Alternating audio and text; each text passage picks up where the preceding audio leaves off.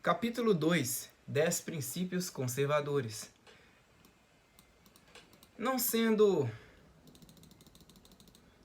nenhuma religião, nenhuma ideologia, o conjunto de opiniões chamado de conservadorismo não possui sagradas escrituras, nenhum das capital como fonte dos dogmas.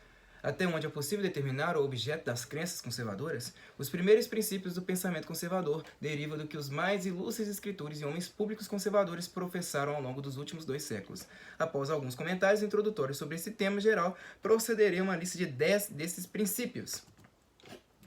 O Sr. Eugene McCarthy, 1916 a 2005, um espirituoso candidato à presidência em uma eleição recente, disse publicamente em 1985 que hoje em dia emprega a palavra liberal ou liberal meramente como adjetivo. Essa renúncia ao uso do termo liberal como substantivo da política, um rótulo partidário ou ideológico, dá alguma medida do triunfo da mentalidade conservadora durante a década de 80, incluindo-se o triunfo do lado conservador na própria mentalidade e caráter do Sr. McCarthy. Talvez fosse adequado, na maioria das vezes, utilizar a palavra conservador mormente como um adjetivo. Não existe um modelo conservador, e o conservadorismo é a negação da ideologia. É um estado de espírito, um tipo de caráter, um modo de ver a ordem civil e social. A posição chamada conservadora se sustenta em um conjunto de sentimentos e não em um sistema de dogmas ideológicos. É quase verdade que um conservador pode ser definido como alguém que pensa em si mesmo como tal. O movimento ou conjunto de opiniões conservador é capaz de acomodar uma diversidade considerável de pontos de vista sobre um bom número de assuntos, não existindo atos de prova ou 39 artigos da fé conservadora. Em essência, o conservador é simplesmente alguém que acha as coisas permanentes mais agradáveis que o caos e a noite antiga. No entanto, os conservadores sabem, com Edmund Burke, que uma saudável mudança é o meio de nossa preservação. A continuidade histórica da experiência de um povo, diz o conservador, oferece um guia político muito melhor do que os projetos abstratos dos filósofos dos cafés, mas é claro que há mais na crença conservadora que esse propósito genérico. Não é possível esboçar um catálogo sistemático das convicções dos conservadores? Mesmo assim, ofereço sumariamente 10 princípios gerais. Não seria temerário afirmar que grande parte dos conservadores aceitaria a maioria dessas máximas. Em várias edições de meu livro The Conservative Mind, Mentalidade Conservadora, enumerei certos cânones do pensamento conservador. A lista varia um pouco de edição para edição. Em minha antologia, The Portable Conservative Reader, Portable, não sei. Eu não me lembro como é que se pronuncia essa palavra em inglês. O Guia de Bolso de Textos Conservadores oferece variações sobre o tema. Agora apresento um resumo dos pressupostos conservadores que diferem um pouco dos meus cânones daqueles meus 2 outros livros. A rigor, a existência de diversos modos pelos quais os pontos de vista conservadores podem ser expressos é em si mesma uma prova de que o conservadorismo não é uma ideologia fixa. Quais princípios específicos serão enfatizados pelos conservadores em cada época dependerá das circunstâncias e necessidades daquele determinado período. Os 10 artigos de fé seguintes refletem aquilo que os conservadores nos Estados Unidos de hoje põem em relevo. Primeiro, o conservador acredita que há uma ordem moral duradoura. Essa ordem é feita para o homem e o homem é feito para ela. A natureza humana é uma constante e as verdades morais são permanentes. A palavra ordem significa harmonia. Há 2 aspectos ou tipos de ordem, a ordem interna da alma e a ordem externa da comunidade política. Platão, de 427 a 347 a.C., ensinou tal doutrina há 25 séculos, mas hoje em dia até mesmo pessoas instruídas têm dificuldade para entendê-la. O problema da ordem é uma preocupação primária dos conservadores desde que conservador se tornou um conceito em política. Nosso mundo do século XX experimentou as terríveis consequências do colapso da crença em uma ordem moral. Tal como as atrocidades e os desastres ocorridos na Grécia do século V a.C., a ruína de grandes nações do nosso século mostra o abismo no qual caem as sociedades que confundem o alto interesse inteligente ou controles sociais engenhosos com alternativas agradáveis a uma ordem moral ultrapassada. Já foi dito por alguns intelectuais de esquerda que o conservador acredita que todas as questões sociais são, no fundo, questões de moralidade privada. Entendida corretamente, essa afirmação é bastante verdadeira. Uma sociedade em que os homens e as mulheres são governados pela crença em uma ordem moral duradoura, por um forte senso de certo e errado, por convicções pessoais de justiça e de honra, será uma sociedade boa, seja qual for o mecanismo político utilizado. Enquanto na sociedade homens e mulheres estiverem moralmente à deriva, ignorantes das normas e voltados principalmente para a gratificação dos apetites, essa será uma sociedade ruim, não importa quantas pessoas votem ou quão liberal seja a ordem constitucional formal. Para corroborar o último argumento, basta apenas olhar para o triste distrito de Colômbia. Segundo, Segundo, o conservador adere aos costumes, à convenção e à continuidade. São os antigos costumes que permitem que as pessoas vivam juntas e em paz. Os destruidores dos costumes demolem mais do que suspeitam ou desejam. É por meio da convenção, uma palavra excessivamente utilizada em nossos dias, que conseguimos evitar perpétuas disputas sobre direitos e deveres. A lei é basicamente um corpo de convenções. A continuidade é um meio de unir geração a geração, importa tanto para a sociedade quanto para o indivíduo. Sem ela, a vida não faz sentido. Quando revolucionários alcançam o poder tendo apagado velhos costumes, escarnecido de antigas convenções e interrompido a continuidade das instituições sociais, ora, logo descobrem a necessidade de estabelecerem novos costumes, novas convenções e continuidade, mas o processo é lento e doloroso, e a renovada ordem social que finalmente emerge pode ser muito inferior à antiga ordem derrubada pelos radicais zelosos na busca do paraíso terreno. Os conservadores são defensores dos costumes, da convenção e da continuidade porque preferem o mal que conhecem ao mal que não conhecem.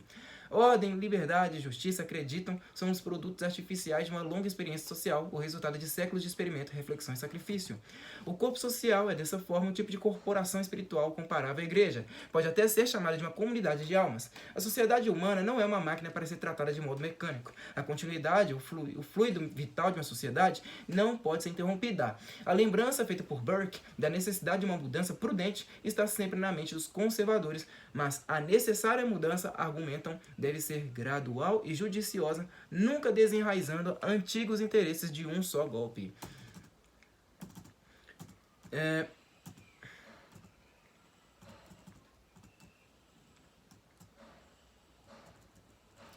Terceiro, os conservadores acreditam no que se pode chamar de princípio da consagração pelo uso. Os conservadores percebem que as pessoas da era moderna são anões nos ombros de gigantes capazes de chegar muito além dos antepassados apenas por causa da grande estatura daqueles que os precederam. Portanto, os conservadores... Cadê? Sai daqui.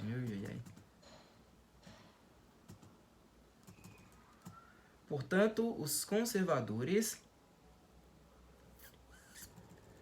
frequentemente enfatizam a importância da consagração pelo uso, isto é, da fruição das coisas estabelecidas pelo uso imemorial, de modo que a memória humana não corra às avessas. Há direitos cuja principal sanção é a antiguidade, e abrange muitas vezes os direitos de propriedade. De modo similar, nossa moralidade é em grande parte consagrada pelo uso. Conservadores afirmam ser improvável que nós modernos façamos qualquer descoberta nova e extraordinária em moral, política ou gosto. É arriscado ponderar cada fato ocorrido tendo por base o julgamento e a racionalidade privados. O indivíduo é tolo, mas a espécie é sábia, declarou Burke. Na política faremos bem se permanecermos fiéis a preceitos e precognições e até inferências, já que o grande e misterioso grêmio da raça humana obtém pelo uso consagrado uma sabedoria muito maior do que qualquer mesquinho raciocínio privado de um ser humano individual. Quarto, os conservadores são guiados pelo princípio da prudência. Burke está de acordo com Platão acerca da proposição de que, no estadista, a prudência é a maior das virtudes. Qualquer medida pública deve ser julgada pelas suas consequências a longo prazo, não apenas por vantagens ou popularidade temporárias. Os esquerdistas e os radicais, diz o conservador, são imprudentes, pois se lançam impetuosamente em direção aos próprios objetivos sem dar muita atenção ao risco de novos abusos, ainda piores do que os males que esperam debelar. Como dizia John Randolph ou Warnock, 1833, a providência anda devagar, mas o diabo sempre urge. Complexa como é a sociedade humana, as soluções não podem ser simples e têm de ser eficazes. O conservador declara agir somente após suficiente reflexão, tendo sopesado as consequências. Reformas rápidas e agressivas são tão perigosas quanto cirurgias rápidas e agressivas. Quinto, os conservadores prestam atenção ao princípio da variedade, sem ter afeição pela complexidade prolífera das instituições sociais, há muito estabelecidas em seus modos de vida, em contraposição à uniformidade estreita e ao igualitarismo sufocante dos sistemas radicais. Para a preservação de uma diversidade saudável em qualquer civilização, devemos remanescer ordens e classes diferentes na condição material e muitos tipos de desigualdade. As únicas formas reais de igualdade são a do juízo final e a perante uma corte de justiça. Todas as outras tentativas de nivelamento levam, na melhor das hipóteses, à estagnação social. A sociedade almeja por uma liderança honesta e capaz. Se as diferenças naturais e institucionais entre as pessoas forem destruídas, em breve algum tirano ou alguma sorte da oligarquia criarão novas formas de desigualdade. Sexto, os conservadores são disciplinados pelo princípio de imperfectibilidade. A natureza humana sofre irremediavelmente com certas falhas, sabem os conservadores. Por ser um homem perfeito, uma ordem social perfeita jamais pode ser criada. Por conta do desassossego humano, a humanidade pode se rebelar caso sujeita a qualquer dominação utópica e vir a explodir novamente em um descontentamento violento ou terminar em enfadada. Objetivar a utopia é terminar em desastre, diz os conservadores. Não fomos feitos para a perfeição. Tudo que razoavelmente podemos esperar é uma sociedade tolerantemente ordenada, justa e livre, na qual alguns males, desajustes e sofrimentos continuam à espreita. Ao dar a devida atenção à reforma prudente, podemos preservar e melhorar essa ordem tolerável. Se as antigas defesas morais e institucionais de uma nação forem esquecidas, irrompe o impulso anárquico no homem. A cerimônia da inocência é afogada. Os ideólogos que prometiam a perfeição do homem e da sociedade converteram grande parte do mundo no século XX em um inferno terreno.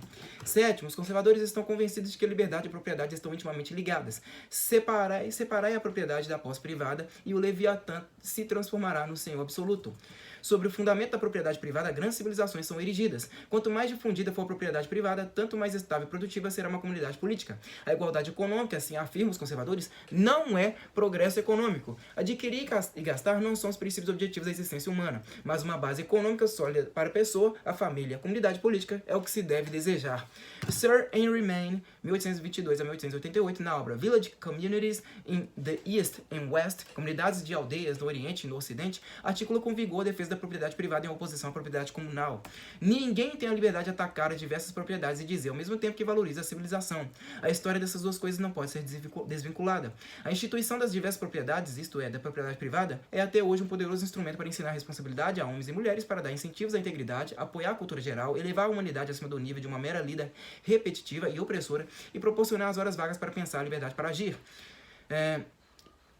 E a liberdade para agir. Poder conservar os frutos do próprio trabalho, poder ver que o próprio trabalho é duradouro, poder deixar as próprias posses aos descendentes, poder elevar-se da condição natural de uma pobreza opressora à segurança das conquistas permanentes, possuir algo que é realmente seu, são vantagens inegáveis. O conservador reconhece que a propriedade estabelece certos deveres aos possuidores, aceita com satisfação tais obrigações morais e legais. Oitavo, os conservadores defendem comunidades voluntárias da mesma forma que se opõem a um coletivismo involuntário. Embora o povo norte-americano tenha sido sempre muito afetivo à propriedade e aos direitos individuais, também sempre foi um povo notável pelo sucesso de seu espírito comunitário. Em uma verdadeira comunidade, as decisões que mais diretamente afetam a vida dos cidadãos são tomadas local e voluntariamente. Algumas dessas funções são levadas a cabo por organizações políticas locais, outras por associações privadas, desde que permaneçam locais e sejam caracterizadas por uma concórdia geral entre aqueles a que se destinam. Tais corpos constituem uma comunidade saudável. Quando essas funções são automaticamente transferidas ou usurpadas por uma autoridade centralizada, então a comunidade se encontra em sério perigo.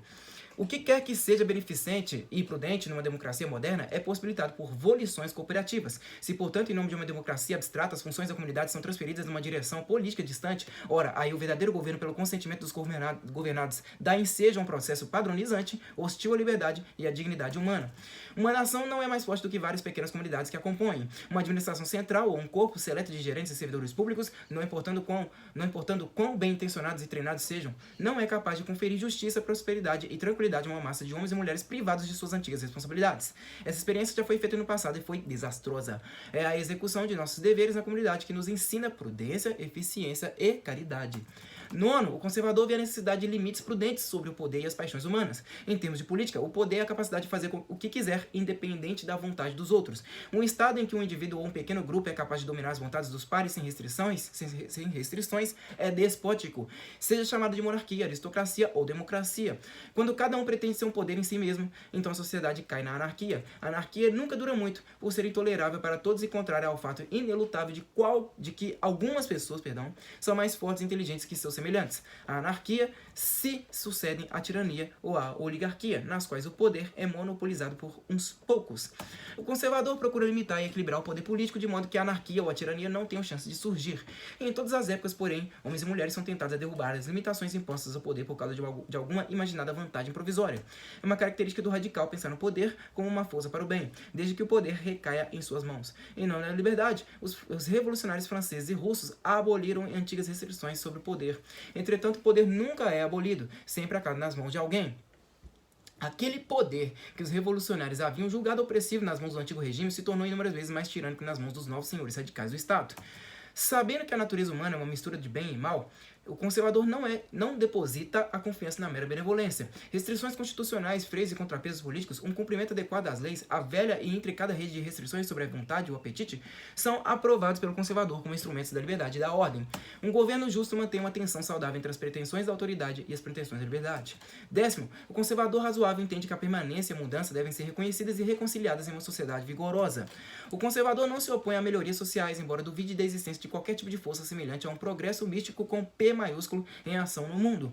Enquanto uma sociedade progride em alguns aspectos, geralmente retrocede em outros. O conservador sabe que qualquer sociedade saudável é afetada por duas forças que Samuel Taylor Coleridge, 1772 a 1834, chamou de permanência e progressão. A permanência de uma sociedade é o conjunto daqueles interesses e convicções duradouros que nos dão estabilidade e continuidade. Sem essa permanência, as fontes do grande abismo se rompem, jogando a sociedade na anarquia. A progressão em sociedade consiste naquele espírito e conjunto de talentos que incitam a reforma e a melhora prudentes. Sem tal progressão, o povo fica estagnado.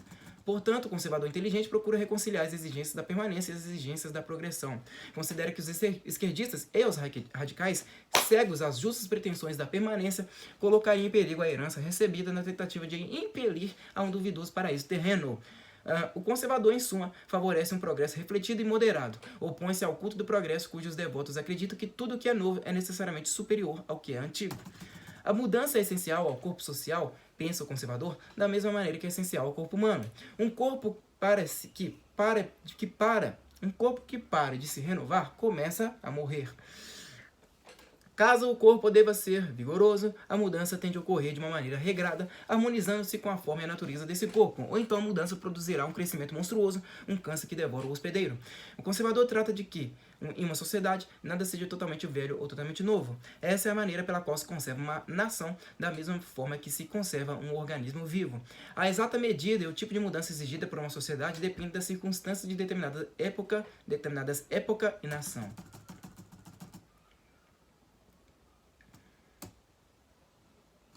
Eu vou parar por aqui, vou continuar no próximo vídeo. Muito obrigado a todos vocês, até a próxima, falou!